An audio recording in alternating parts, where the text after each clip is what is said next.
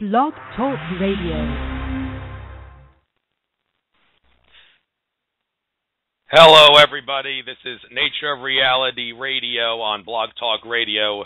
I am your host, Andrew Fisher. It is January 8th, 2014, and today we have a polymath of a guest, and I use that word because Alfred Weber's YouTube channel, Alfred Webre, name of the channel, covers a wide range of things, and with him having done all those interviews, which I often watch in my free time on that channel, he is a very knowledgeable man, one of the best people to have on the radio show as far as I'm concerned. He was nice enough to send me his bio here. Alfred Webre. By the way, I got to ask him if a W in his last name is pronounced like a W or a V. That's something I'm wondering about. But anyway, Alfred is a graduate of Yale University, Ivy League, impressive, and Yale Law School in International Law, and was a Fulbright Scholar in International Economic Integrity in Uruguay. He has taught economics at Yale University and constitutional law at the University of Texas. Alfred was general counsel to the New York City Environmental Protection Administration, a futurist at Stanford Research Institute, where he directed the proposed 1977 Charter White House Extraterrestrial Communication Study, and was an NGO delegate to the United Nations and the Unispace Conference. Interesting fact here, Alfred Weber's 2000 book, Exopolitics, A Decade of Contact, founded the science of relations among intelligent civilizations in the universe. Using advanced quantum access technology, DARPA CIA time-traveled his 2005 book, Exopolitics, Politics, Government, Law, and the Universe, back to 1971, where an unwitted Alfred was examined by a group of 50 CIA and DARPA officials who knew Alfred would be a leading future extraterrestrial and time-travel whistleblower, and would become the developer of the exopolitics and dimensional ecology mode, the Omniverse. Alfred's new book, The Dimensional Ecology of the Omniverse, integrates empirical data from intelligent extraterrestrial civilizations and the intelligent civilizations of souls in the life, and demonstrates a new hypothesis of a functioning ecology of intelligence in the dimensions of the omniverse. Very interesting bio there indeed. But before we get to him, got to cover some news. And what a coincidence. Alfred's done a lot of talking about the Fukushima Daiichi disaster. Definitely going to talk about that on the show. Here on Infowars.com, featured stories. First story, government media cover up Fukushima radiation wave hitting U.S. They're covering up the dangers of Fukushima. Well, that's government and media for you. Illuminati-controlled government and media. I think I should point out that Anthony Gucciardi, who works for Infowars now, he called someone at the shipping department of a company that played a role in helping the government order a lot of iodine recently. And he asked, Gucciardi called the number, asked the guy, what's the deal with this? And then when he started talking about Fukushima and not the government and the media not talking about how much radiation danger there is, the guy hung up on him and wouldn't answer a return call. Now we're getting into that. I hope it's not as bad as we're led to believe. People in the southern hemisphere are a lot safer from that than we are up in the north.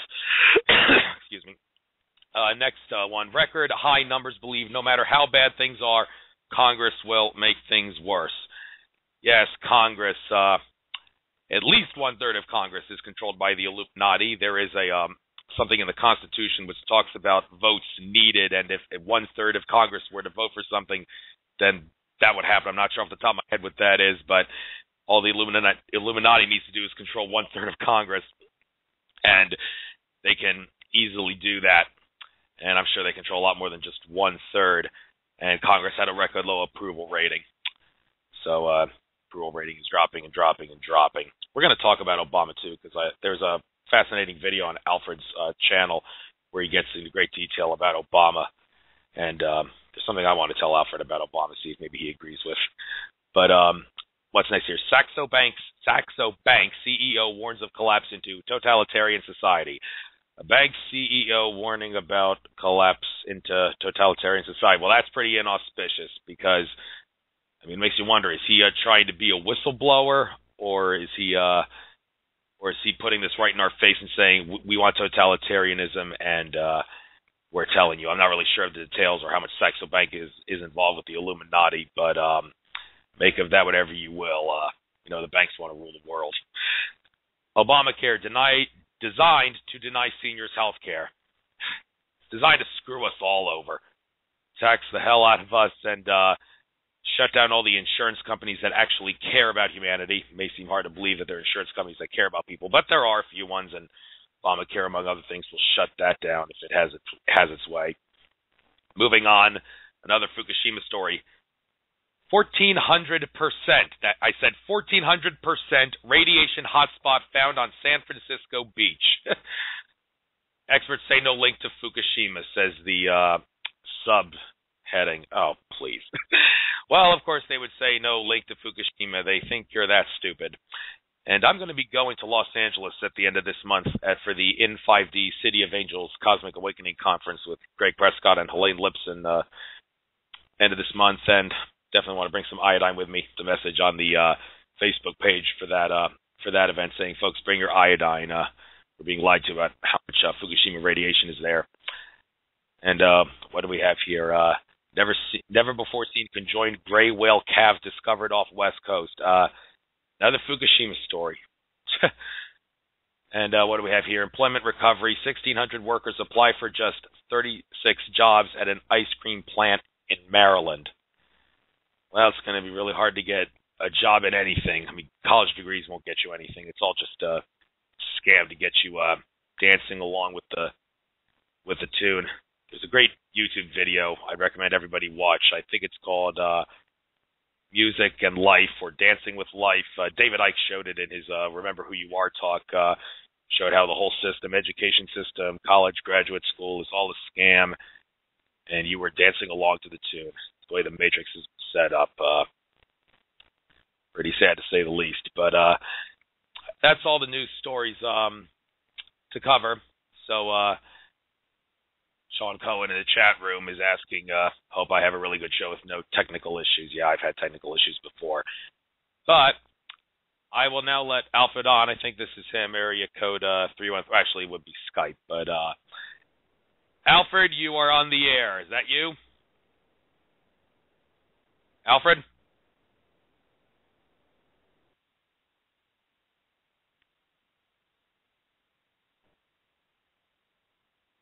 Not exactly sure why I can't hear him. Wait a minute, let's try this again. Now the clock is ticking. Alfred, you there? Talking about technical issues, and all of a sudden we can't get him on. Let me see if I can contact him on Skype. Let him know he isn't coming on.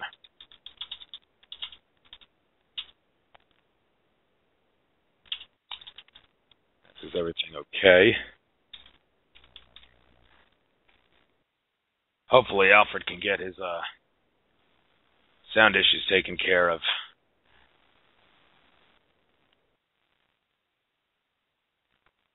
Folks, stand by. If you don't hear me talking, that's only because we seem to be having an issue here getting Alfred on the show.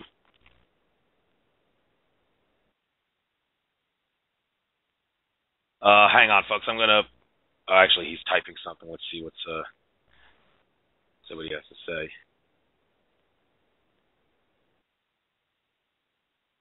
Oh, he thinks I'm calling him on Skype.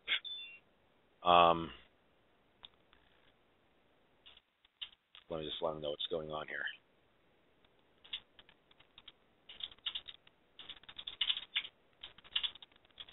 He needs to know the URL. Just stand by, folks. The only reason I'm not going to be talking years ago, I'm trying to get him on.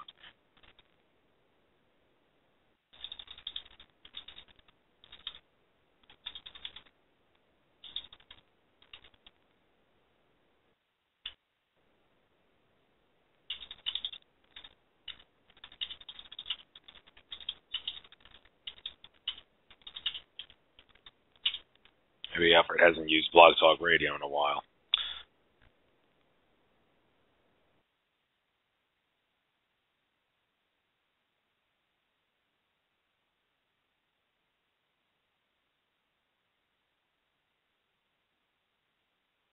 Sean's saying in the chat room spoke too soon, talking about technical issues. I said, I have someone on. Hopefully it's Alfred. Alfred, is that you? 604, is that you? Yes. Alfred, is that you? Yes, I recognize your voice. How you doing? Getting a little bit of an echo at this end, but I'll just suck it up and deal with it. I've had some technical issues. It's crazy, and apparently you have one. I can hear it on the other end too. My voice is lagging, but hopefully it'll fix itself. It's great to have you on. Sorry about that little technical delay, but anything you want to say to the audience before we get started with all the questioning? Well, yeah, sure. I just wanted to say that I'm very happy to be here. Usually I can sign on to Blog Talk Radio with Skype. Something may have changed in the fine coding, and it was just a little difficult. So I just want to apologize for any inconvenience to the listeners. I'm calling in by old-fashioned phone. Okay, that's fine. And by the way, people, even though I'll be questioning Alfred about a whole slew of subjects, you're welcome to call in. The call-in number 646-478-4747. I'm not going to wait till the last 45 minutes of the show to take calls. Call in, and I'll try to get you on, and hopefully I won't lose my train of thought when I let you on in regards to what I'm questioning Alfred about. But, Alfred, I think it only makes sense to start with Fukushima, because so many headlines there on Infowars.com about it and how the government's bought the iodine and is not telling us about it, and all the dangers that it's caused. And before I ask you to give your take on it, I'd like to give my take on it, and maybe this might enlighten you a little bit, but for all I know. Sure. My understanding is that Fukushima, the way I see it, I do not believe that the earthquake was caused by any sort of government weather modification technology, and among other things, George Kavassilas has said that that earthquake was a consequence to the Earth's axis shifting somewhat, and I actually seem to remember another earthquake about a day or two happening off the coast of Japan before the one that caused the Fukushima Daiichi disaster happening. So I'm thinking maybe George might be right about that. But the actual event, the damage to the nuclear plant, that seemed to be a truly staged event. There's a video anybody can watch on YouTube. Just type David Icke Fukushima, and David Icke, who's on a news program with a host that does not speak English. Shouldn't be too hard to find. He talks all about how the evidence that the Fukushima blasts were set off at maximum capacity, and how cameras that looked exactly like bombs that caused those kind of explosions were put into the nuclear plant not too long before. And it's kind of made me wonder, did the government use time travel technology to look into the future to see the earthquake and then stage the Fukushima disaster to take advantage of the opportunity? Because I do not think the earthquake was, I believe that was natural, but the actual event was staged. Alfred, what's your take on that, and give your take on Fukushima in general? Yeah. Well, thank you. Your listeners who want to get into this more deeply can go to our website, ecologynews.com. That's ecologynews.com.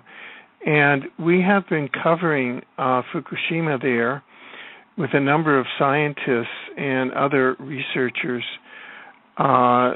since it happened on March 11, 2011. And we've been covering a whole series of what we call environmental war events going back more than a decade. And all of that research articles and interviews are at ecologynews.com. And I think that I really don't want to get into any sort of an argument here about whether the earthquake and tsunami were a case of environmental false flag. We have made the case for that. We've even identified the HARP facility at Tromsø, Norway, as the one that was used to trigger the earthquake and the subsequent tsunami, along with the use of the Stuxnet virus at the plant, and then, of course, the covert management through the U.S. Department of Energy of TEPCO so as to maximize the radiation damage, to really make this what it is now, which is a global radiation catastrophe and a attempted global radiation depopulation event. And if people want to go to ecologynews.com, you can see that we've started a new project there, and it's right there at the top of the website, and it's called "Is Fukushima an Extinction Level Event? How Experts Respond to This Question." And it's an article in progress because different experts have different answers. Here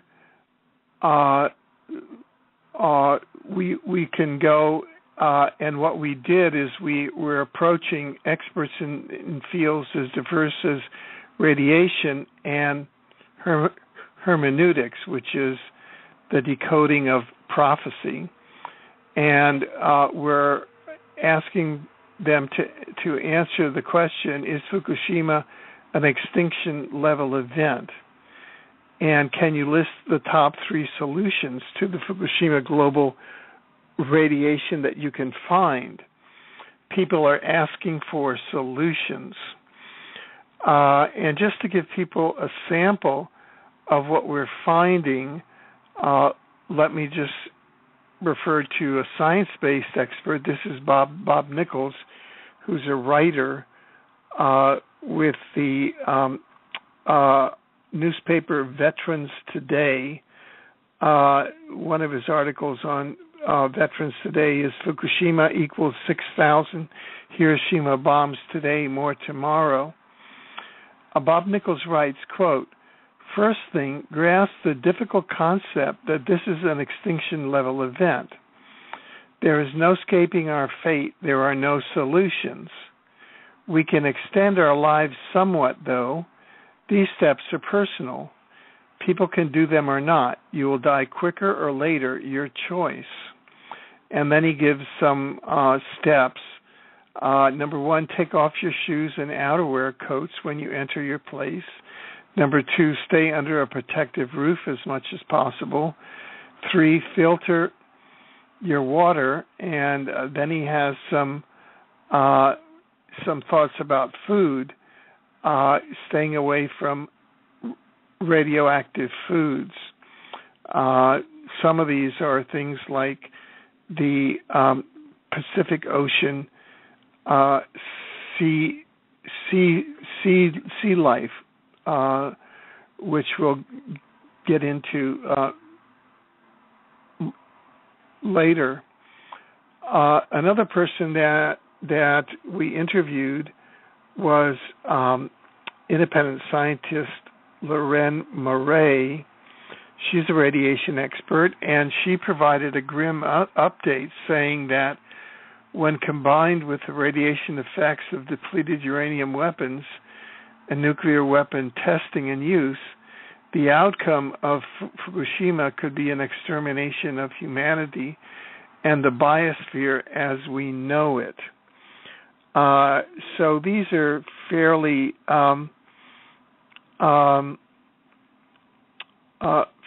harsh events or harsh opinions. Some of the data points that we're dealing with now that people can begin to look at, and these are just objective readings, is that we now are beginning to get Geiger counter readings of the radiation from flying on a commercial airliner. and it would appear that flying on a commercial airliner is hazardous to your health. And we have a couple of examples. One was and these links again are available at ecologynews.com. We have one example of a flight from Chile to Portland, Oregon, where and you can see photographs of the Geiger counter and of the location of the aircraft, and coming in along the Oregon coast, what you're seeing is 1,208 counts per minute. That comes to about 20 becquerels, and a counts per minute reading of 100 is a mandatory hazmat quarantine emergency in the state of California. So what you have here is 12 times the mandatory hazmat quarantine emergency in the state of California. 20 becquerels is extremely hazardous.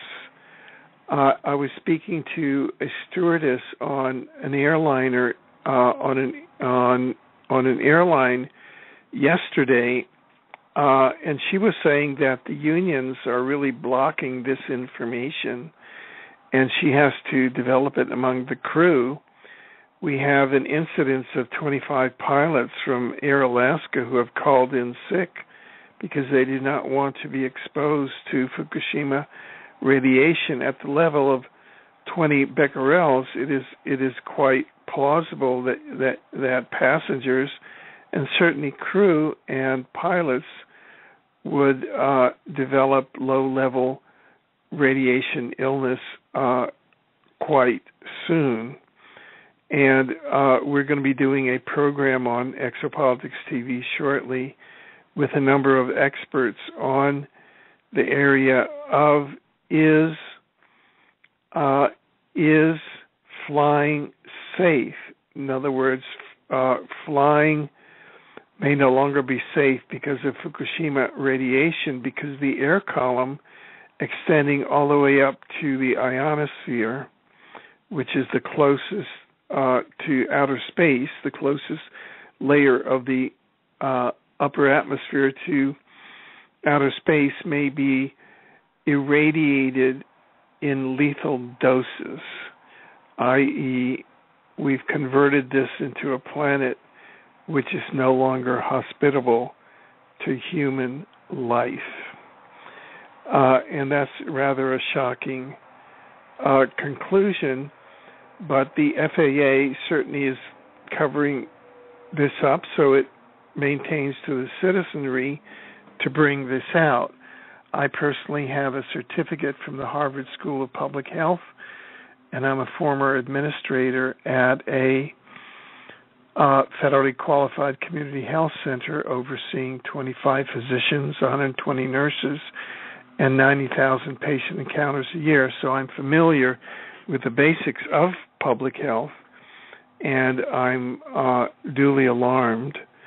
And that's why I'm coming out with these and trying to make this information public, even though there's an information embargo by the public health officials, by the officials concerned with aviation, by all sectors of the U.S. government, and the Canadian government, and the government of Japan, and in fact, all governments worldwide and all official international agencies from the United Nations and the UN Health Organization on down. And you might ask why, and I would answer because this is an intentional genocide, and we can go into how that's being structured. Okay, Alfred. Glad to offer your take on that. And by the way, I don't know. I mean, I still would certainly entertain the idea. And since you said you've identified it, there was certainly weather modification technology involved. But I guess Mother Earth may have played some role in it. Who knows? I don't know. But don't want to debate that like you said. Well, no. The essence of environmental warfare is that you use natural systems as a weapon. And if people want to go to our programs on ecologynews.com, we show how the earthquake faults were activated by the directed energy weapons in HAARP as part of the environmental warfare used here, in which the earthquake itself is used as a weapon to activate this. So that's the technology behind environmental warfare. Yes, thanks for giving your take on that. And by the way, it might interest you to know that there is an ET contactee named Sunfire. That's her alias. She claims to be a contact of the council known as the Galactic Federation of Planets. And she said on some social network that the higher consciousness ETs are actually doing their part to try to keep Fukushima radiation troubles in check. It can only guess it would be a lot worse if they weren't doing that. Make of that whatever you will. I just thought I'd point that out. But before we move on to the next subject, I got to ask you, is the W in your last name pronounced like a V? No, what this is a Louisiana French name. It's a and so we just pronounce it Weber. But before we leave Fukushima, because I think it's a very and you've raised all of the multi-dimensional issues. What I'd like to do, because this is really a very serious issue, is just to put some more objective data out on the table, and then turn to what some of the regional galactic governance councils are saying about it. Would that be okay with you? Sure. Okay. This is what I'm going to do is first of all just putting getting to some of the data, some of the objective data, so that people begin to understand that there is radiation hazards, and that it's dangerous to eat seafood from the Pacific Ocean, and that in fact right now what we can call the Pacific Ocean, which is in fact the mother of life, has been turned into like a death basin, i.e. it's been completely turned around on its head into a death basin, and that this is consistent with biblical prophecies of this time, that 1/3 of the waters on the earth will be poisonous. So that this is not to be taken lightly. And I'd like to go. There's a very good article, that the link again there on ecologynews.com is 36 signs that the media is lying to you about how radiation from Fukushima is affecting the West Coast. Because we incarnating souls on this planet are now being subjected to a lot of disinformation about what's going on the spaceship that we're on. The spaceship has been hijacked, namely planet Earth, and it itself is under very dire attack. And you'll see how dire the attack is as we go in through these numbers of issues. The first is that independent researchers have measured alarmingly high radiation levels on West Coast beaches, 5 times higher than normal background radiation.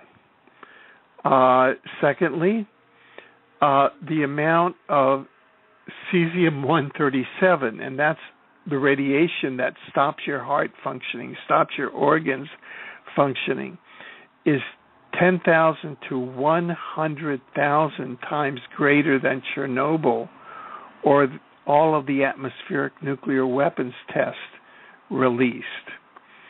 Thirdly, for example, MSNBC hosts like Cenk Uygur admitted that while at NBC, he was instructed not to warn the public about radiation from Fukushima, so that at the major networks, this is Operation Mockingbird going back to the 1960s, where the intelligence agencies have people who are double agents. They're producers, but they're also officers inside the intelligence agencies, be it NSA or CIA or FBI. And they do not allow the truth of this to go out. And so that is why the population does not know about this except by what they can listen to on alternative media like the program that you're conducting now and that your audience is listening to. Number 4, 71 U.S. sailors who assisted with initial Fukushima relief efforts have developed testicular cancer, thyroid cancer, leukemia, unremitting gynecological bleeding, brain tumors, and other serious diseases. And the U.S. federal court, they brought an action in the U.S. federal court to recover damages, and the U.S. federal court dismissed their action. This is quite recently, within the last 2 weeks. Now they're going to refile it. But so the U.S. government is actively involved in promoting this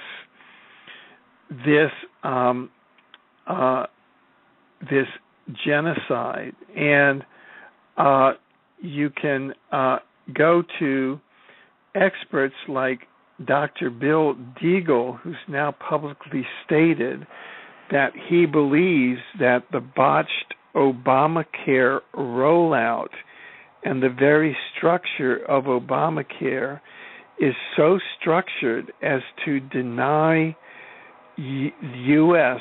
residents and citizens health care so as to accelerate the die-off from low-level radiation illnesses, because we're now starting to see the appearance of low-level radiation illnesses in the U.S. population, and with Obamacare, the doctors are disappearing, and a lot of the healthcare infrastructure is disappearing, and that this is intentionally part of the genocide. People can go to ecologynews.com and look at a radio program that we did there at the end of 2011, where we showed, using Center for Disease Control data, that there were 100,000 unnecessary deaths from Fukushima in 2011 alone. And I called up Dr. Sanjay Gupta's office at CNN. He's the medical director of CNN. He was out that day, but I spoke to his executive assistant, And she said, "Oh, but we need peer-reviewed studies." And I said, "This is Center for Disease Control Studies. It is as peer-reviewed as you can get." And they weren't even willing to listen to that because they're programmed to cover up this genocide. Okay, number 5. Starfish all along the U.S. West Coast are literally disintegrating into piles of white goo. And this is because of a bacteria that gives wasting disease, and the bacteria thrives in radiation. Number 6, bald eagles are dying in unprecedented numbers in Utah, which they believe they find that the bald eagles are suffering from seizures, head tremors, paralysis in the legs, feet, and wings, which are all symptoms of low-level radiation poisoning. And they're up at high altitude, so they have a greater, and they have been feasting on carp and other fish that will show that have high levels of radiation. Number 7, huge numbers of dead birds are dropping dead, washing up along Alaska's coastlines, and many of the carcasses are broken open and bleeding. Number 8, recent deaths of thousands of birds in Oregon is absolutely baffling scientists. Number 9, something is causing large numbers of seals and walruses up in Alaska to lose hair and develop oozing sores. Number 10, substantial numbers of polar bears along the Alaska coast are suffering fur loss and open sores, which again are symptomatic of radiation exposure. Number 11, there's an epidemic of sea lion deaths. Number 12, sockeye salmon population is at an historic low. Number 13, Pacific herring are bleeding from their gills, bellies, and eyeballs. Number 14, dangerous levels of cesium-137. That's the radiation that basically stops all your organs, have been found in mushrooms and berries along the West Coast. So eating mushrooms and berries from the West Coast. Number 15, according to an absolutely shocking report by the National Academy of Sciences, it has been proven that Pacific blue-ringed tuna have transported radioactive material across the entire Pacific Ocean. So, when was the last time that you had a tuna fish sandwich? Number 16, something is causing a substantial spike in the death rate for killer whales off British Columbia's coast. And I'm speaking to you from Vancouver, British Columbia, right here on the coast. It's true, the killer whale is our signature here. They signify Vancouver, BC, and they can no longer be seen.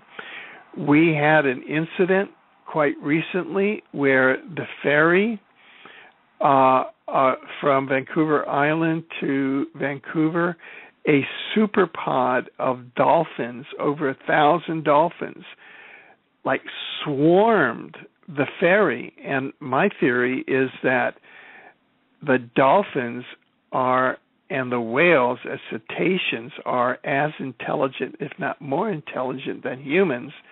And they were saying, look, we're dying off here and you're next. They're trying to warn us.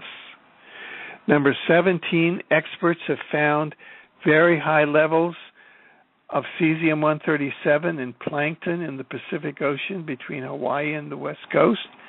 And in fact, if you look at 98%, and this is in recent studies, of the ocean floor now in this area is covered with dead sea life, whereas before only 1% of it would be.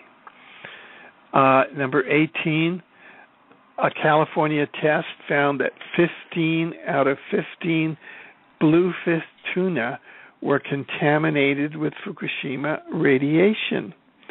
It's, you can't eat fish anymore from the Pacific Ocean. And just a couple of days ago, the fish market, the main fish market in Tokyo, there was a catastrophic drop in the price of tuna down to 5% of what it usually is. This is the tuna used in sushi and sashimi.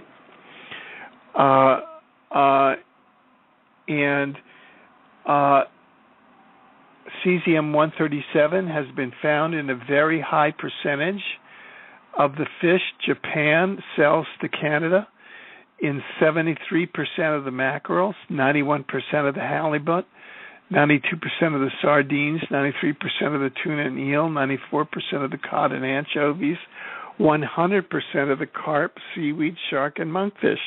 That's all, you go for sushi, you go for sashimi.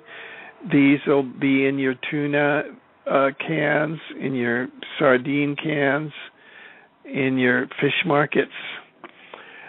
An EU-funded study concluded that Fukushima released up to 210 quadrillion becquerels of cesium-137 into the atmosphere. That's why the entire air column is now, we have a death planet. You go up in an airplane and you'll get readings of 20 becquerels. Some people have even gotten 40 to 50 becquerels, meaning that you go on an airplane trip and it's just you're taking your life into your hands, because you could just as easily have radiation poisoning when you get off. A friend of ours lives in Maui, and she just got off from an airplane trip, and I spoke to her 3 days ago, and she said that she was feeling very ill, and she attributes it to the radiation. There was one, number 21, there was one Australian adventurer stated that he felt as though the Pacific Ocean, he journeyed from Japan to San Francisco, and he said that the ocean itself was dead. This is it, that the ocean, which is the mother of life, has been turned into death, into radioactive death, and that in fact the Russian State Duma, the legislature committee for natural resources, the deputy chairman said that seafood captured off the U.S. northwest coast is so radioactive that, quote, it represents a danger for mankind, end of quote. And they're a danger because they find a way to people's tables on a massive scale.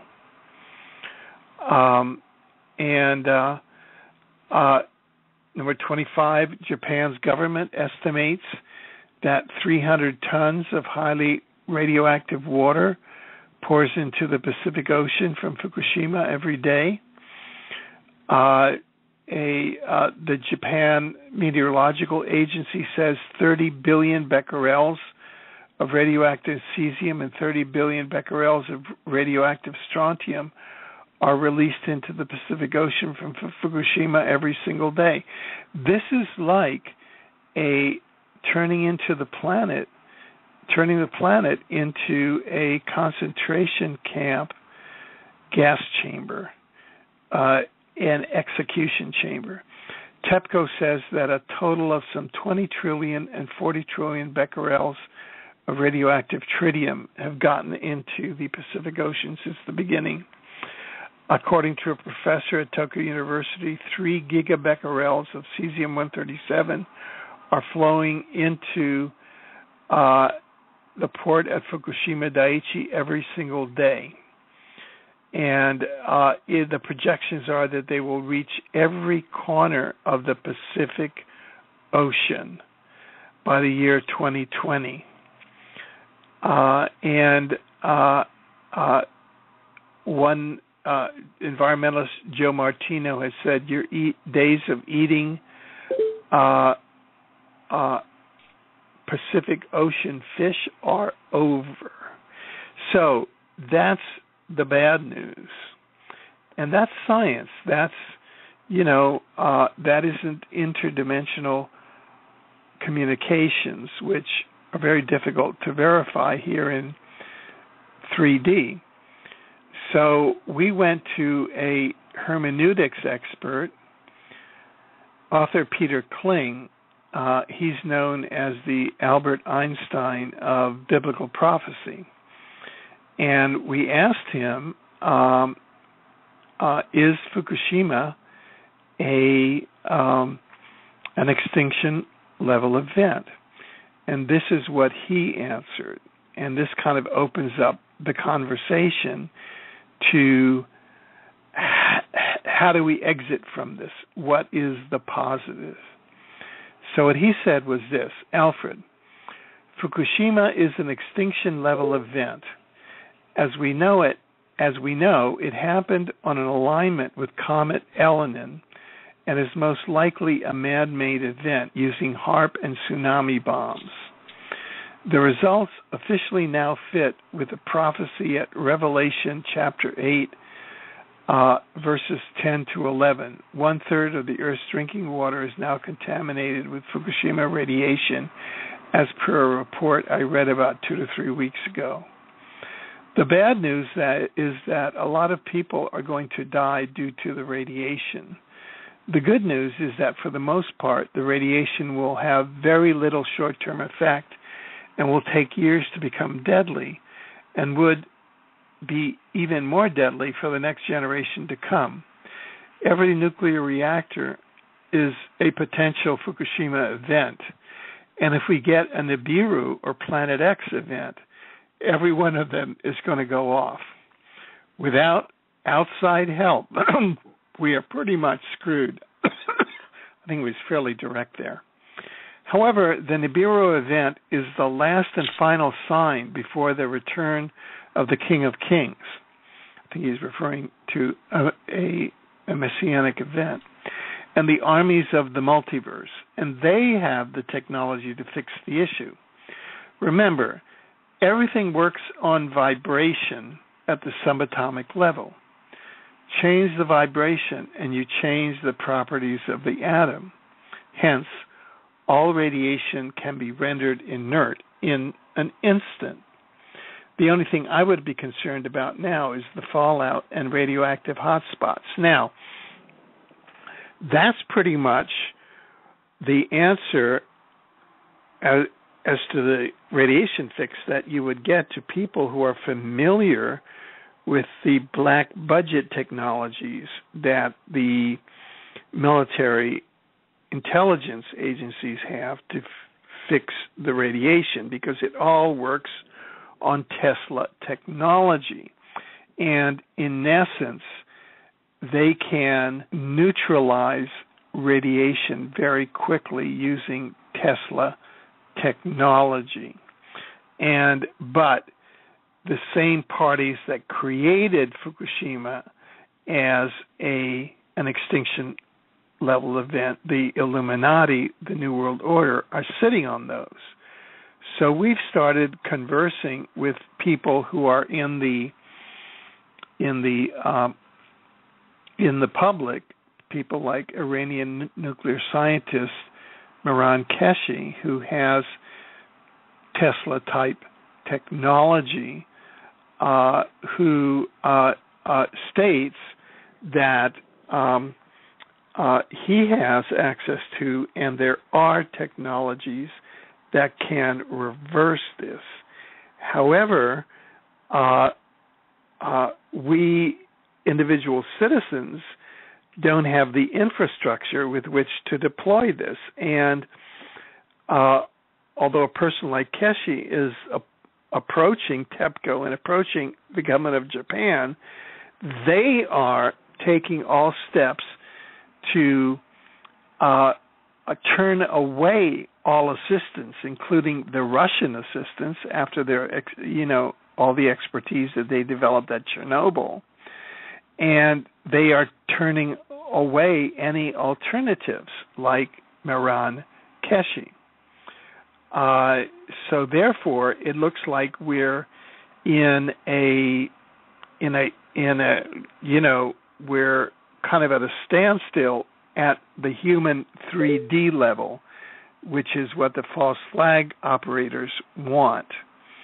However, at the multi-dimensional level, we've been in communication, for example, with people like Mary Rodwell, who's shared details of a coming global consciousness shift, which she's discovered from her investigations of more than 2,000 cases of conscious interaction with hyperdimensional ETs, including at the soul level. And what's really needed on the planet is a vast consciousness shift amongst humanity, which will begin to open up the governments and our infrastructure to allow the new technologies to reverse the radiation to come in. And she works with the crystal kids who go up into the ships at night, and they're being prepared for this consciousness shift. And what the ETs are telling the crystal kids is that the shift is happening around the year that they give is around 2017. And we're also have had analyzing the communications between a regional galactic governance council. People can go to our website, exopolitics.com, and go to the menu on the right-hand side to a link that says Galactic Governance. And there you'll see the Regional Galactic Governance Council that former NORAD officer Stanley Fulham. He's a former Canadian NORAD officer, lifelong NORAD officer, whose job at NORAD was to monitor all of the UFOs that came into North American airspace and to send jets to chase them. And then he came into communication with a regional galactic governance council composed of the Alpha Centaurians, the Pleiadians, the Sirians, and others, who are really the consortium that gave rise and created Homo sapiens on our planet. And what they said is that they are going to intervene sometime in the 2014-2015 plus time period to clean the ecology. So, because they have a deep stake in this planet.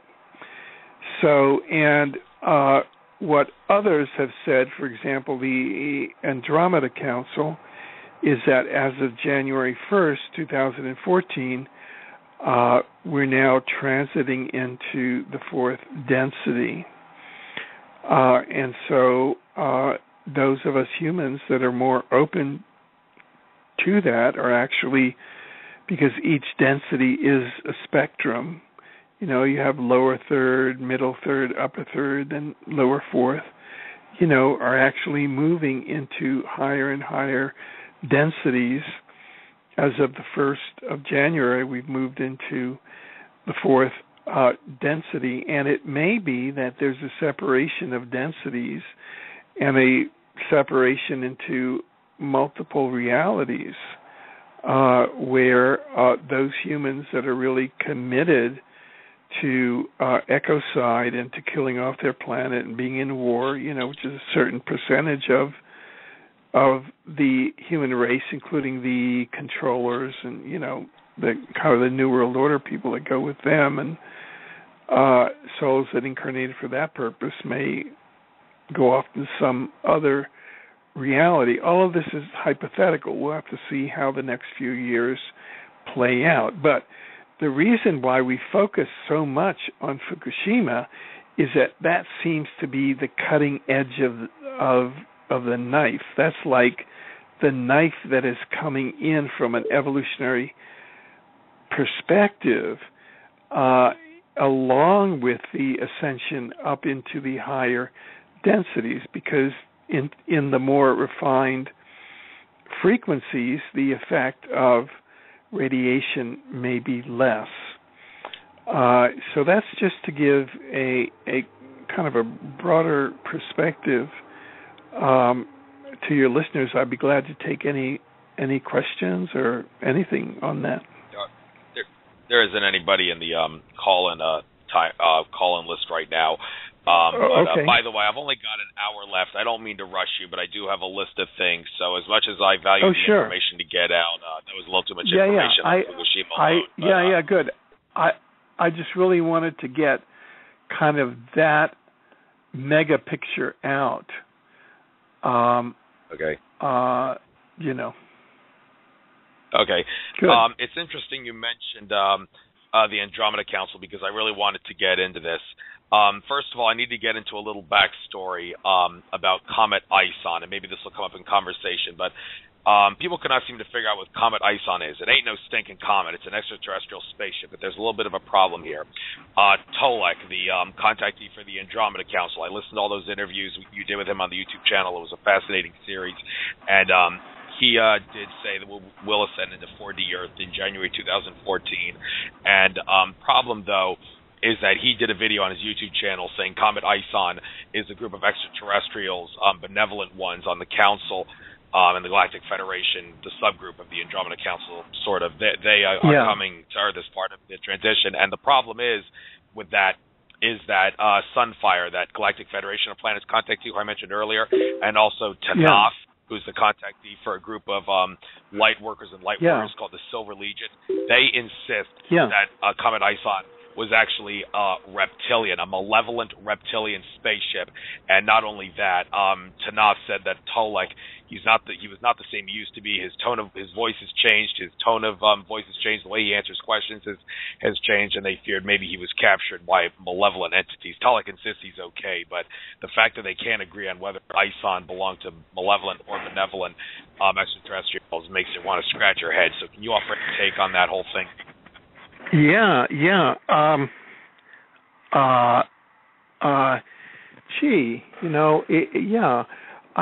been Tolek and I have been conducting a conversation over the past couple of days, and he seems pretty sharp to me.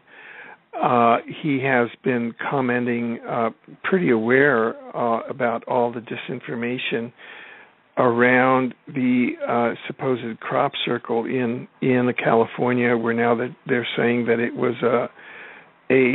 a supposed publicity stunt, and other analysts like Michael Salla says that it actually justifies the fact that Ison was a spaceship. Now, I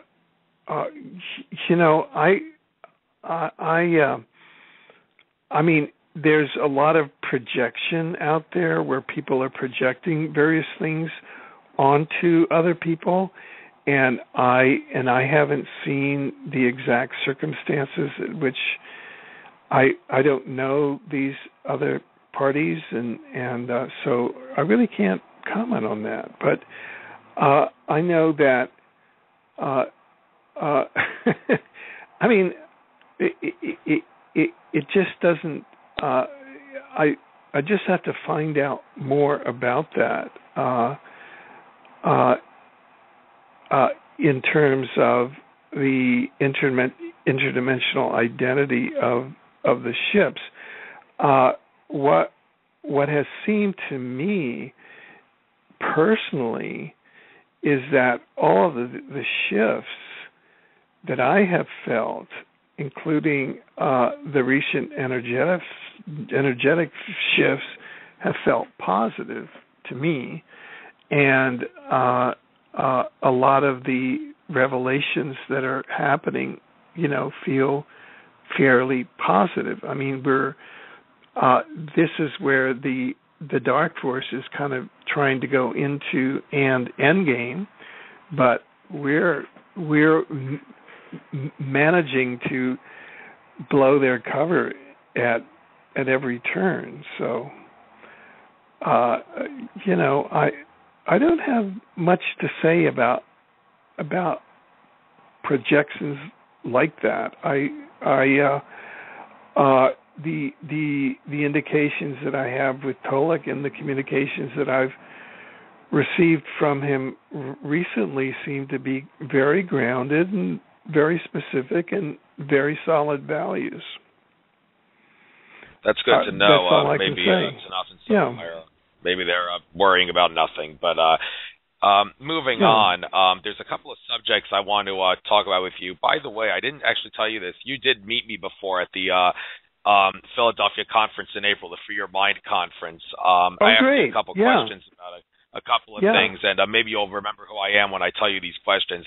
I want to ask you a question about what dimension the reptilians come from, because there's actually a little bit of a debate. Everybody thinks and says it's from the lower fourth.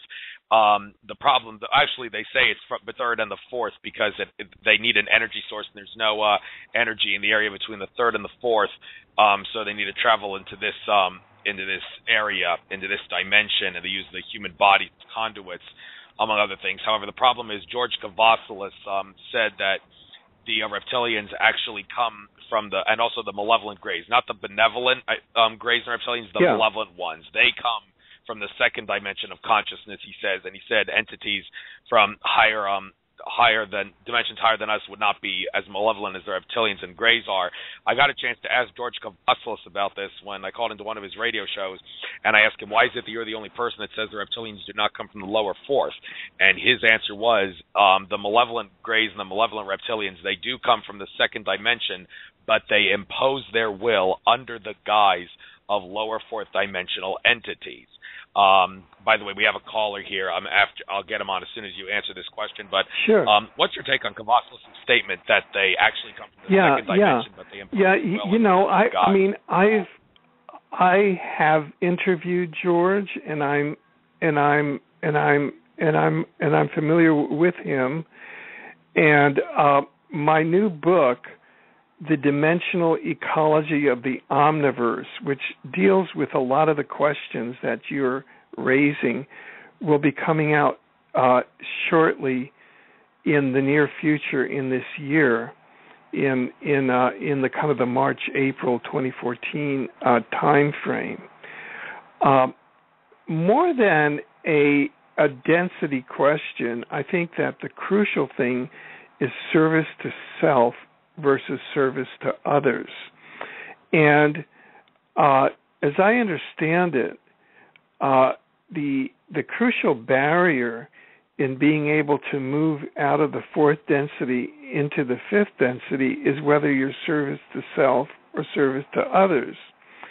And the Draco reptilians and Orion Greys that have targeted Earth and Mars and their moons for takeover sometime between the year 2000 and 2030, they have demonstrated themselves to be service to self rather than service to others. So more than their density of origin, and we know that the second density really, that's the lizards and the cats and dogs, and that's animal life. So yeah, of course, all naturally all animal forms would come from the second density, but I think that from a consciousness point of view, they're fourth density but service to self, and that's the crucial element there. That would be my response. Okay, I'm going to get this caller on here. Area code 510. You are on the air. Welcome. Hello, area code 510. Or are you just listening? Okay, going once, going twice. All right. Apparently that caller maybe just be listening or something, but I'm glad you were able to give your take on that. Revolutionizes the way we look at the malevolent reptilians anyway. But another thing I wanted to get into with you, another question I asked you. I asked you if you heard anything about people saying that Zecharia Sitchin was a disinformation agent. Well, I'm going to tell you right now, his first 3 books were extremely accurate, and I know that because Andrew Bartzis, who has the rare ability to access Akashic Records, said it, and if he said it, well, it must be true because he can access the Akashic Records.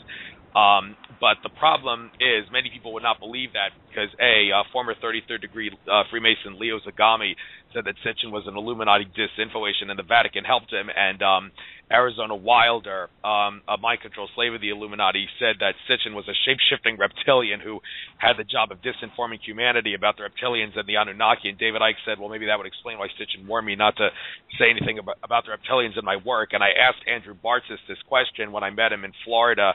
I asked him, how could Sitchin have been accurate if he was literally a reptilian disinformer? And Bartzis said, timeline watchers, malevolent timeline watchers, who have the ability to implant things in like the media and information actually did something which caused those 2 Illuminati whistleblowers to spread disinformation about Sitchin. And I'm guessing they did that because they don't want people to know that, yes, so what Sitchin said the Anunnaki did to us, or a faction of the Anunnaki anyway, that comes from Nibiru, is actually true. Can you offer any comments or statements on that? Yeah. I'm trying to, my what I'm trying to do. I did a whole analysis on Sitchin, and let me draw it up here. Okay, here we go. People can go to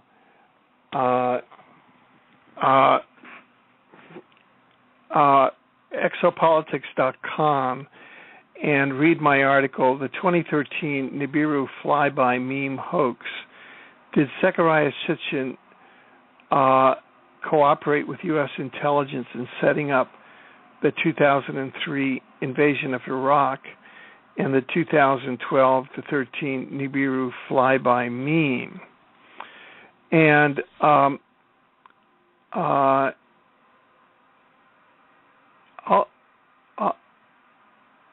I'll just read this here so that you can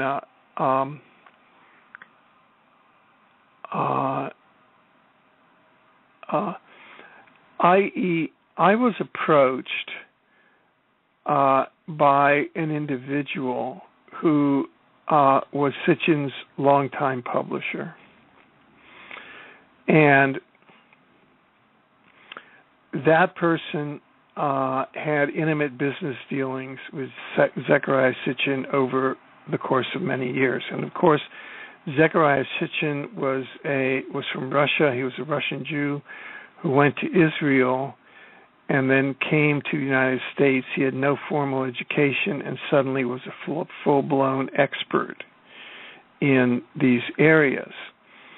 And according to this source, who published Mr. Sitchin's books for many years, they became suspicious that his books were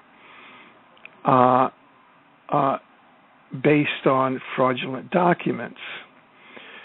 So they, without Mr. Sitchin's knowledge, they hired an expert translator from the Sumerian who turned in a report and found that many of the texts that Sitchin, translations that Sitchin turned in, were fraudulent, and that some of the texts, alleged texts that Sitchin purported to draw from, did not even exist. And I'll just read from the article. Sitchin, for his part, was extremely litigious about his translations and would sue any individual, publisher, or firm that sought to do independent research on the Sumerian translations and text. Mr. Weber's source speculated that the deep pockets that Sitchin had in pursuing wide litigation was part of a strategy by the intelligence agencies he served to protect and develop the Nibiru meme Sitchin had developed for a wider PSYOPs application during a 2012-13 Nibiru flyby PSYOPs public terror host. Independent researchers Michael Heiser, PhD, and Jonathan Gray also found Mr. Sitchin's translations and story of the planet Nibiru to be far fraudulent and a fabrication, and that the Sumerian texts Sitchin allegedly translated do not even exist. The summary of a video of Michael Heiser, PhD's presentation on the fraud of Zecharia Sitchin, and you can watch that video, states, Michael S. Heiser, PhD, says Zecharia Sitchin is a fraud. He says this on the record, not as a matter of opinion, but as a matter of fact. He further maintains that there is no proof even of Sitchin attending any college for even one semester, and that Sitchin is no language expert at all. I.e., and Mr. Weber states that his source he spoke to said that on one occasion, Zecharia Sitchin admitted to Mr. Weber's confidential source that Sitchin was working covertly as part of a plan of the global elite to implement a new world order using the planet Nibiru and the popular fear of global catastrophe as a global tool to herd humanity into accepting a global dictatorship. Mr. Weber states that his confidential source, a former close business associate of Mr. Sitchin's, assisted the U.S. government in its planning of the 2003 illegal invasion of Iraq based on Mr. Sitchin's advice that the U.S. government should invade Iraq to capture several interdimensional portals in Iraq. Mr. Sitchin allegedly based his advice to the U.S. government to invade Iraq and capture several interdimensional portals on his translations of his Sumerian texts that themselves were fraudulent. According to Mr. Weber's source, the U.S. Department of Defense relied on Mr. Sitchin's advice in planning and carrying out the invasion of Iraq. Mr. Sitchin reportedly visited the Pentagon for consultations. It is not known whether Mr. Sitchin was financially compensated for his advice. So, that's kind of, feet on the ground 3D involvement that Sitchin may have been a COINTELPRO intelligence operative, and that accounts for his deep pockets, and for the fact that a man that had no formal education was sheep-dipped in Israel by Mossad, came to New York, and all of a sudden was an instant expert. Yeah, and the fact that Andrew Bartzis did say that Sitchin's first 3 books were extremely accurate does that make you think maybe this happened to him after his 3rd book?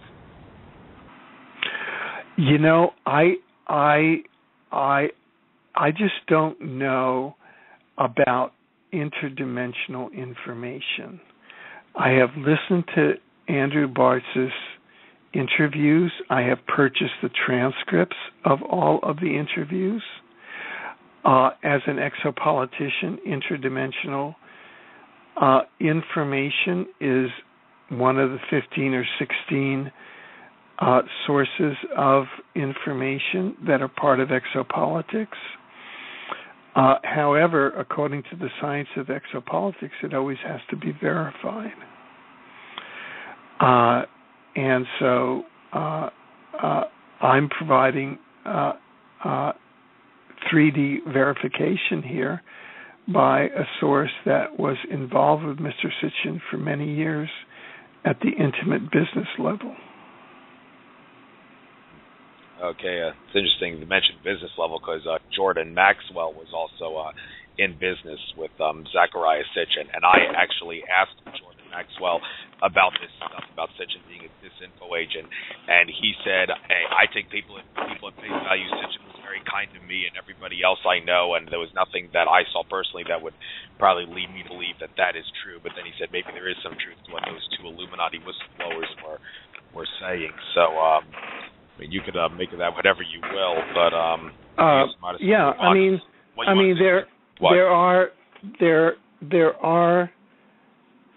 there are researchers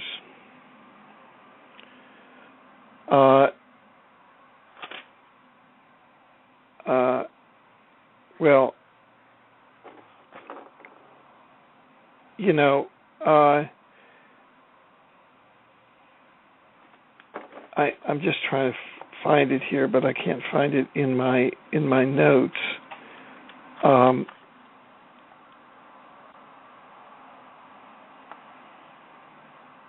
Take your time, it's okay. Okay, no, that Jordan Maxwell's real name is not Jordan Maxwell. He's a fraud, you're saying? No, I'm not saying that okay. he's a fraud, but i.e. That there are many people that could have been taken in by the Sitchin disinformation operation. Oh. Okay. All right, so I guess we'll move on to the next subject. I want to get into the subject of time travel and timelines. Before I get into time travel, let's talk about timelines. Andrew Bartzis has said that there are actually 3 timelines right now. There's the main organic one, and then there's an upper and a lower one, although George Kavaslis said that the upper and the lower ones are actually a grouping of different timelines, and he's not quite sure why Andrew Bartzis would say there's 3. But this factors into the whole time travel thing. I know you're a colleague of Andrew Bashag. I'm trying to get him on my show, but he said he has to deal with a shoulder injury. Wish him all recovery there. But in regards to time travel, I'm a little confused about the past time travel, because time travel into the future, that's relatively easy. You look into the future, you see what's going to happen, like they did with that newspaper clipping of planes hitting the World Trade Center on 9/11, and that they knew 9/11 was going to happen 30 years before it happened, and that's looking into the future and preparing things. But going into the past is a little complicated, because my understanding of this after looking into it is if you go into the past and kill your grandfather before he gave birth to your father or your mother, you are not going to vanish out of existence. The grandfather paradox doesn't exist, because by doing that you will create another timeline that's independent of the one that you had originally traveled from. And that makes you wonder, well, that means government can't go back in time and do something, because whatever they do, it will not affect us. They will just have created another timeline which will be independent of ours. Or is that not true? Is there something I'm missing? How does time travel into the past work in regards to furthering government and Illuminati agendas? Well, there are a whole bunch of questions that are kind of stacked up in what you've said, and I'd like to give you my version of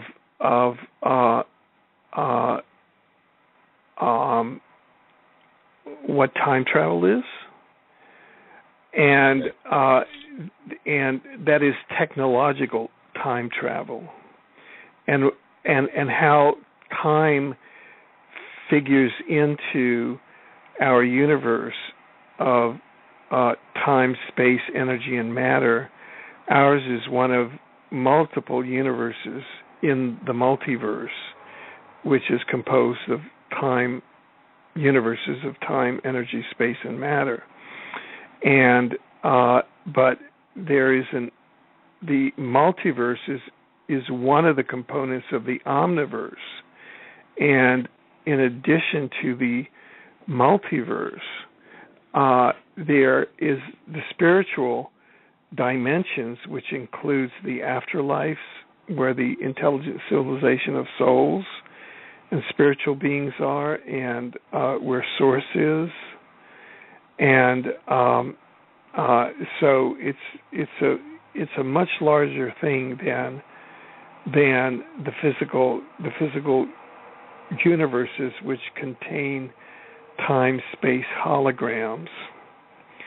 And when souls like our own, your soul and my soul, incarnate from the spiritual dimensions by going through an interdimensional portal between the spiritual dimensions into a particular universe in the multiverse, like the universe that we're in right now, and into a time-space hologram like that of Earth that we're in now, so we become earthly humans. We incarnate into avatars.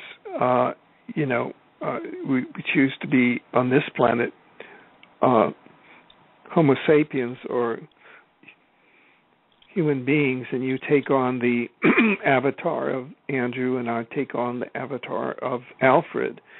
And we are inside a virtual reality, a created reality. That is the time-space hologram that we're in is a created entity. So it's like we're inside a virtual reality that we've incarnated into. It's very advanced, but it's still an artificial virtual reality that we call the universe.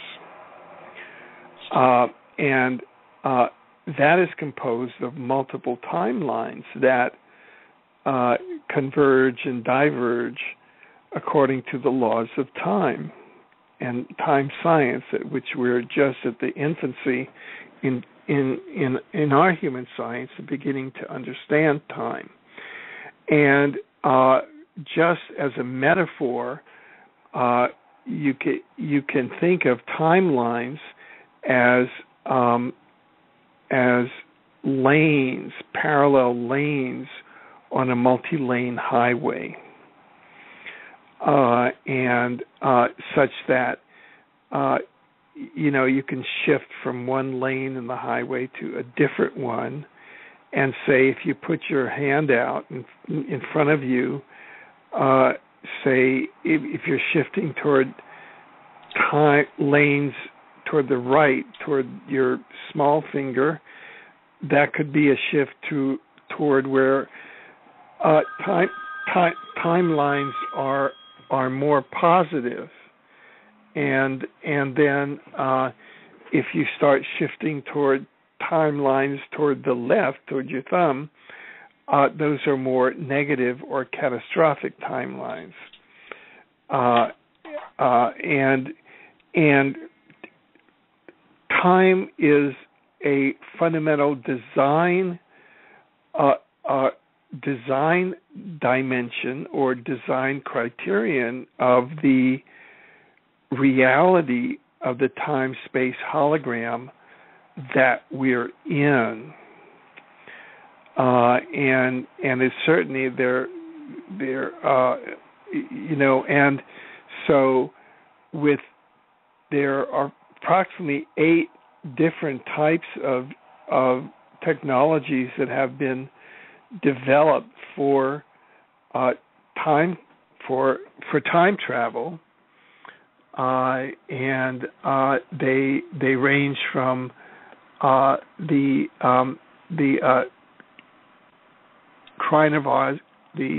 chronovisor, for example, that was developed by 2 Vatican priests, Gemelli and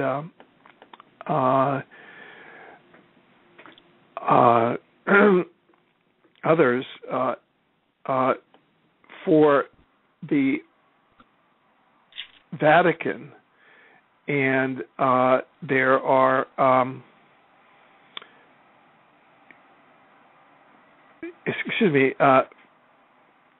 Vatican priests Pellegrino, Ernetti, and Agostino Gemelli discovered the chronovisor in the 1940s, and they discovered it accidentally, and that's a machine which can not only traverse and explore timelines in the universes of time, space, energy, and matter, it can also explore inside the spiritual dimensions, i.e., it can also yield what we call instrumental transcommunication, which is communication with people who are, quote, dead, end of quote, who are in the spiritual dimensions, which is different from time traveling, say, back to 1492 and having a conversation with a then living Christopher Columbus. The difference is that you can use a chronovisor both to go back to 1492 and watch Columbus discover the New World, or you can use a chronovisor to go into the afterlife and see and supposedly have a conversation with Columbus from the afterlife, the dead spirit, quote, dead spirit, or the living spirit inside the afterlife of Columbus.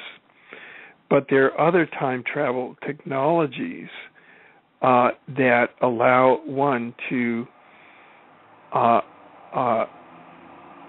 maneuver, go from point A to point B along the various timelines, and they include remote viewing, out-of-body experiences, the Montauk chair, the teleporter, the Tesla Tech teleporter, a Stargate based on Tesla's work, a plasma confinement chamber, and jump rooms that were given to the U.S. government by a civilization of gray extraterrestrials.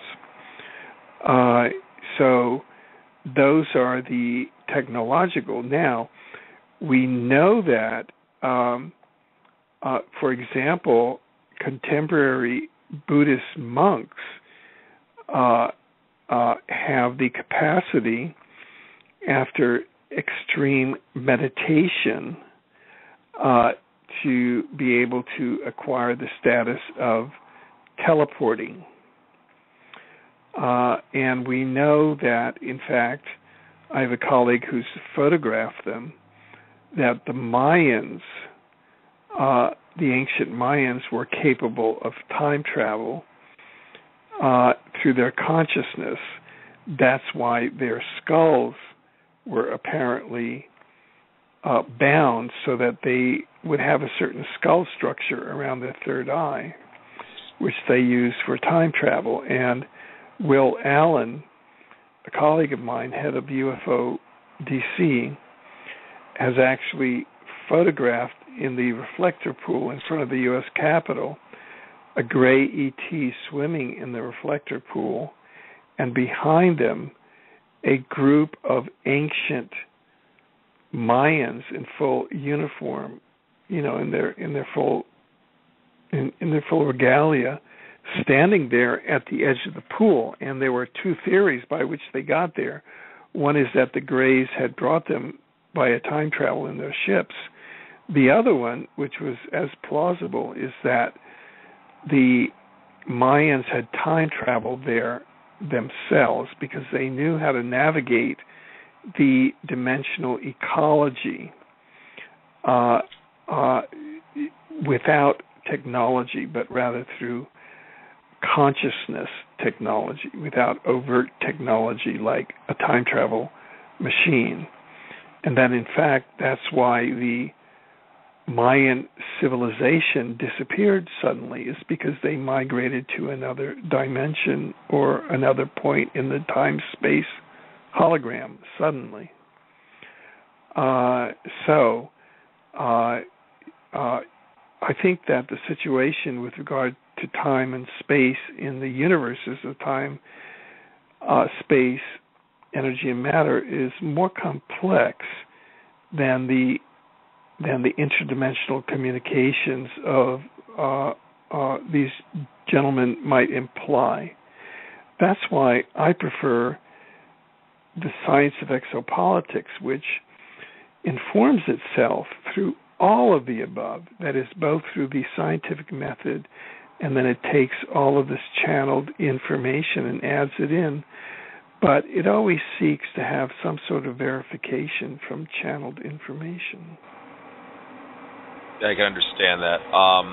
They need verification, certainly. By the way, we got 25 minutes left. I'm trying to squeeze in 3 topics here. Let's see if we can do this. Yeah. Chemtrails, Mars, and Obama. Those are the 3 subjects. So I guess we'll start with chemtrails. Let me start off by saying 2 of the best documentaries out there for chemtrail research. What in the world are they spraying, and why in the world are they spraying? I don't think we really need too much time to get into the materials. Maybe just mention what are the 2 maybe most dangerous materials in terms of chemtrails. And also, David Wilcock has said that higher dimensional ETs, he seems to think that they are trying to keep the chemtrails from affecting us. And some people have said, hey, if people gather under chemtrails and meditate with the intent that the chemtrails dissipate, we can get rid of chemtrails like that. So maybe in 7 or 8 minutes, quickly cover the important things we need to know about chemtrails, and maybe if this stuff I've speculated on about ETs protecting us and meditating to get rid of chemtrails, well, is that really something that can be done or is true? Yeah, well, this is a good perspective to have on chemtrails, I think. That, number one, chemtrails are part of an integrated weapon system, environmental weapon system, of the HAARP chemtrail weapon system. And HAARP, of course, is HAARP has 3 components. It has a ground component, which is a ground station, which contains an energy, a directed energy source, which activates the space-based component of HAARP, which is the ionosphere, which is that segment of the upper atmosphere which is right next, adjacent to outer space. And so that the HAARP weapon is really the activated ionosphere, which can be used for multiple purposes as a directed energy weapon, either as mind control or as a kinetic energy weapon, or as an environmental weapon for weather warfare or for tectonic or earthquake warfare, with extreme accuracy. I mean, it can destroy an entire city, or it can take an individual out. It's that degree of accuracy. And the atmosphere-based component of HAARP is chemtrails. Now, what the chemtrails are is the leading edge of the transhumanist agenda. And that's where they are attempting to robotize humanity through implants that are contained in nanobots that are in the chemtrails. So one expert has now estimated that over 80% of humanity now has been chipped, in essence, contains implants, come from the chemtrails nanobots that the individuals breathe in. They go into the bloodstream, they jump the blood-brain barrier and go into the brain and start emitting RF frequencies, which are then entrained into banks of supercomputers, which then start sending signals to the individual, either into their dreams or voice to skull or into their limbic system for emotions, and in varying degrees will start to robotize that individual. And now between the implants from the chemtrails, and also all they need now is your DNA, which they can get from a blood sample, which you've given either at a medical lab test, or all new infants are now required to give blood on birth, which automatically goes into the DNA banks for the transhumanist agenda.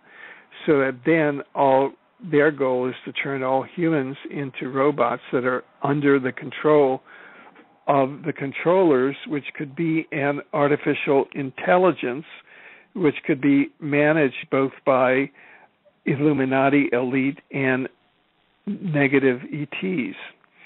And I'm a consultant to a group, the European Coalition Against Covert Harassment, with headquarters in Brussels, and they do testing for the public, in which they test members of the public to see how many are emitting RF frequencies. And at a recent test in Brussels, 100% of the public that came in were emitting RF frequencies, meaning that they're chipped. And that's from either the chemtrails that they breathed in, or from they have their DNA from blood banks, and so that is the use of HAARP, and HAARP is used in as we stated, in false flag operations, ranging from 9/11, where HAARP was used to bring down to turn the Twin Towers into nanoparticles, and under a simulated plane crashes using remotely guided UFOs that were cloaked from the bottom to look like commercial airliners.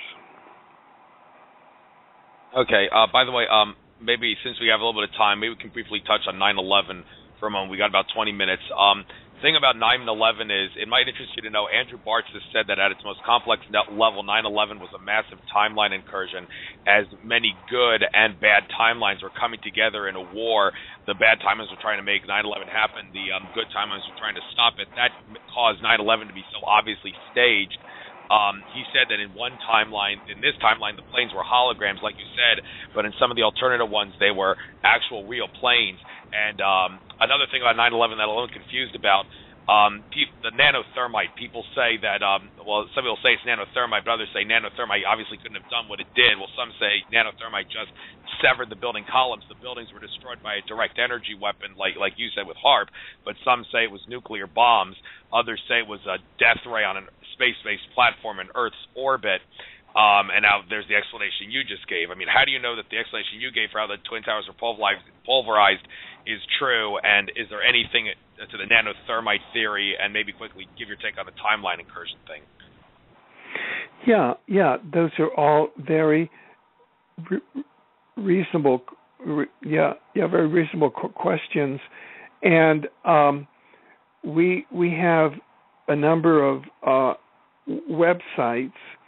And you can go to 9/11warcrimestribunal.org, and there you can see on both of the menus on both sides, you can see the research that we've done and assembled for the assertions that I've made, that there were a number of exotic technologies that were used to carry off 9/11, including time travel, so that it was known 30 years in advance, so that the forward planning began 30 years in advance, and that then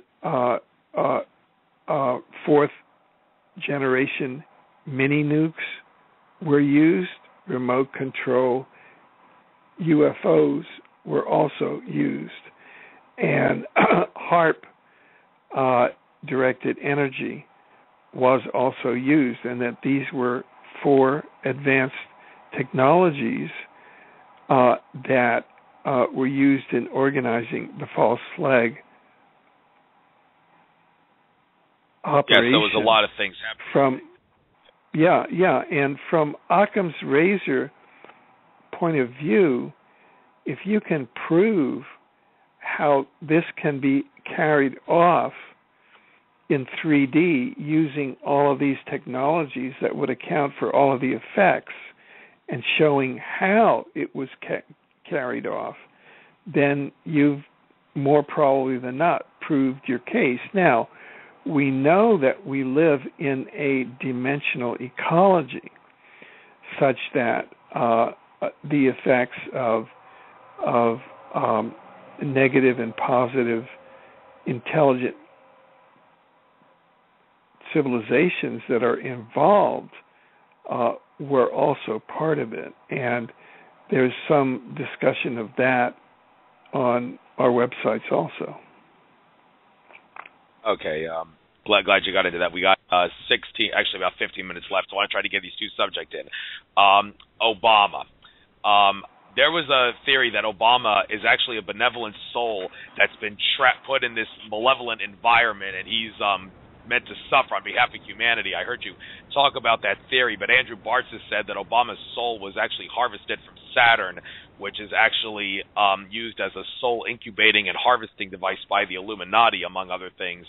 And that kind of makes you wonder, well, maybe the whole thing about Obama being a good guy put in a bad environment is not true. He was bad after all, because everybody equates Saturn with evil in many ways. And you said for a fact that Obama's real name truly is Barry Soetoro. All those other aliases are wrong. It really is Barry Soetoro is the one. And you said he was born in Washington. You think maybe in like 6 or 7 minutes you can cover that stuff and give your take on that? Yeah, sure. If you people can go again to exopolitics.com, and you can look at I'm trying to get there myself now, at a slideshow that we have online. I'm just getting there. It'll take just a second. We have a slideshow online, and I urge your listeners to go there. It's a 55-slide slideshow, How Intelligence Legend and Manchurian Candidate Barack Hussein Obama Was Created. And over 65,000 people have viewed this. And what we do, what we've been able to do there is using a whole slew of sources, including time travel information, talking to whistleblowers like Andrew D. Bashago, William Stillings, Bernard Mendez, who were in the 1980s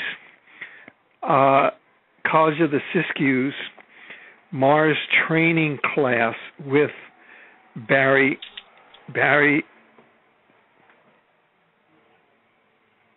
Soetoro.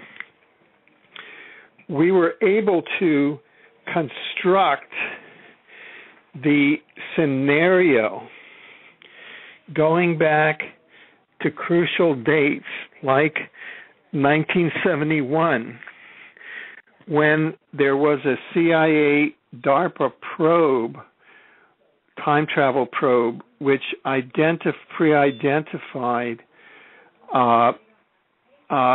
the president who would be sworn in on January 20th, 2009, as an African American.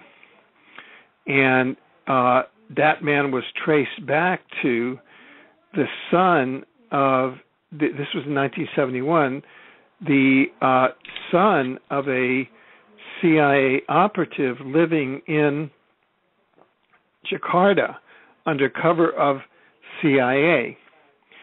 So Stanley Ann Dunham, who was the daughter of two career CIA personnel, Stanley Armour Dunham and his wife, living in Honolulu. So Stanley Ann Dunham, her handlers, ordered her to go back to Honolulu in December of 1971, and they informed her that her then 10-year-old son, Barry Soetoro, would be a future U.S. president, but that they had to, his name would be Barack Obama, so they had to construct a legend, what's called a legend, because the person, Barack Obama, who's sitting in the White House, does not exist.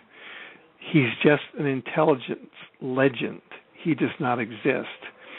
And they got Neil Abercrombie, who at that time they determined was a friend of a mid-level Kenyan civil servant who was part of Tom Mboya's CIA network in Kenya, and flew him in, since he was Barack Obama, and he would be the putative father in the legend. And Neil Abercrombie, Barack Obama Sr., and Stanley Ann Dunham, Stanley Armour Dunham, and his wife, all three of them CIA agents, spent 6 weeks in Honolulu in December 1971. There was only one picture of this, and that was a photo op when Barack Obama Sr. landed at the airport in December of 1971 with Barry Soetoro, the 10-year-old Barry Soetoro, and his mother, to make it look like he was the father. But Barry Soetoro did not meet with Barack Obama at all during that time. And during that time, probably monies were exchanged, and Barack Obama Sr. agreed to the cover and the legend story and went back to Kenya. In 1980, Barry Soetoro was inducted into the CIA and into the CIA Mars program from Occidental College. In 1982, Barack Obama Sr. was assassinated by the CIA in Kenya it was assassination by automobile accident.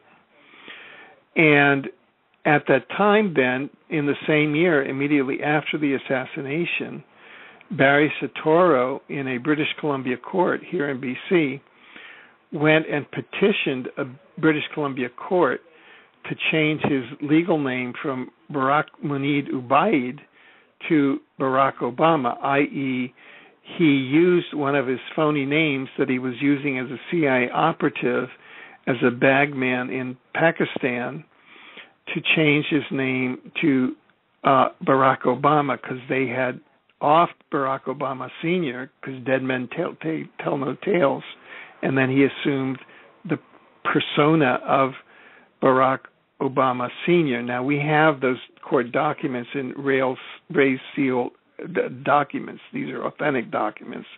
They're not like the Hawaii birth certificates.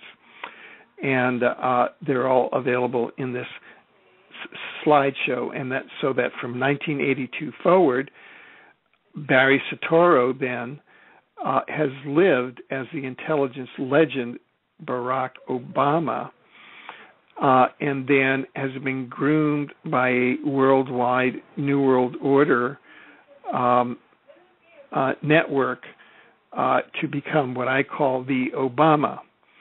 The three principal New World Order figures: the Pope, the Queen, who'll shortly be the King, in other words, King William, and the Obama. They're kind of the three upper theater archetypes of the New World Order. Okay. Thanks for your take on that. I guess we don't really have time to go into whether Obama's soul was harvested through Saturn or not. Maybe you might want to look into that. But look, the man is participating in a global genocide. I can believe that. Yeah, no question about that. And by your works you are known. Yes, that is so. We got 6 minutes left. Mars. Don't really have time to go into detail. I'll just give into what Mars is like, and maybe you can verify me for it. The people who created Project Camelot, Kerry Cassidy and Bill Ryan, there was a show they did on True TV. It was canceled after one episode. I wonder why. And it was about Mars. Richard Hoagland appeared in that episode to say, I believe Cydonia was created by a race in the past. But, of course, he tries to discredit anybody who says there's life on Mars now or a space program on Mars. I know you've talked about that and voiced your displeasure over that. But you said, yeah, there definitely is a program there on Mars. And on that Project Camelot TV show, they said this sky on Mars is actually a baby blue color. The desert is not the red color we're led to believe it is. It more closely resembles the desert of Arizona, and while it would be a little bit harder to breathe, you can exist on Mars without a spacesuit. In 5 minutes, can you verify all that stuff? Well, certainly with all of the different Mars whistleblowers that I've spoken to, people can go to exopolitics.com, and on the right-hand menu, there's a link called Life on Mars, and you can go there and you can look at both whistleblower testimony and also photographs. I'm the chairman of the Mars Anomaly Research Society, and you'll see a whole wide variety of photographs that verify that. The interesting point about the Project Camelot documentary was that it was completed in 2010, and then it was just sat on for 2 years and then released the week after Barack Obama was re-elected, because they didn't want the fact that Obama had been to Mars to at all affect his chances of re-election. And when I broke the story that Obama had in fact trained and had been to Mars a whole number of times for the Examiner newspaper, I broke that in in November of 2011. My contract with the Examiner newspaper was illegally terminated, probably under pressure from CIA and from the White House. So, and then in January of 2012, Tommy Vietor, who was then the spokesperson for the U.S. National Security Council, which includes the President, the Vice President, the Secretary of Defense, and Secretary of State, came out publicly to denounce my story. And how many writers do you know do you get that level of denouncement of a story by the National Security Council? Yeah, when your story becomes denied, you know that when the government denies something, it's always true, as the old saying goes, and that's for stories like the ones you do.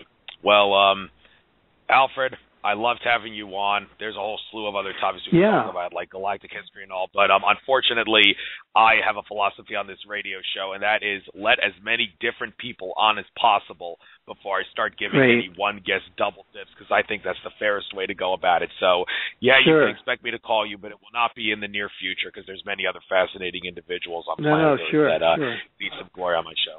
Yeah, it's a shame we're the only two callers who called in. Yeah, what you want to say? Yeah, well, thank you very much. Yeah, great talking to you. Very informative interview.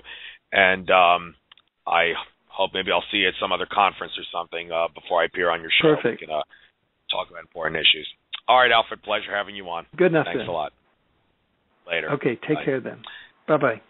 You too. Bye. Well, folks, that was, I hope you learned something from that. I didn't like telling Alfred to hurry up, but you have to understand when you want to try to get information out on your show, you sometimes may have to hurry up your guest if he spends talking about one specific subject because there's a whole slew of things to talk about. Alfred is a polymath of sorts, and because of all the interviews he's done with other people, so it kind of makes sense to try to squeeze a few things in and do things on the fly. But that's not about Fukushima, even though we spent about an hour on it. Very critical information.